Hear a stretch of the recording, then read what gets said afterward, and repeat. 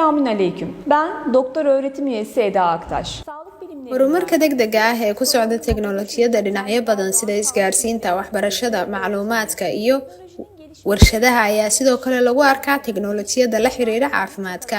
Warbixinada cilmi baarista sayniska ee daabacday ururka caafimaadka adduunka iyo cilmi baarayaal madax bannaan ayaa muujinaya in horumarinta teknolojiyadda iyo isticmaalka daaweynta iyo agabka daryeelka ay sii kordhayaan. Teknolojiyadda casriga ah ee dhaymada nabarrada iyo habab cusub ayaa loo isticmaalaa daryeelka nabarrada ka iman kara sababo ay ka mid yihiin dhaawacyada jidhka, dagaalada, gubashada iyo boogaha ka dhasha jiifka badan. Diseembar 21, 2023 waxaan qaban doonaa koorsada daryeelka dhaawaca oo si mug leh loogu baran doono hababka hadda loo wajahayo daryeelka dhaawaca. Waxaa qaban doonta madaxa kulliyadda kalkaalisada ee Jaamacadda Cilmiga Caafimaadka Turkiga Xamidiye Faculty of Nursing Professor Dr. Mardiye Shandir oo ah khabiirad ku takhasustay daryeelka dhaawacyada. Waxaan rajaynaynaa inaad ka faa'iidaysataan fursadan halkaas oo hababka hadda ee daryeelka waxtarka leh ee dhaawaca lagu muujin doono aragti ahaan iyo ficil ahaanba.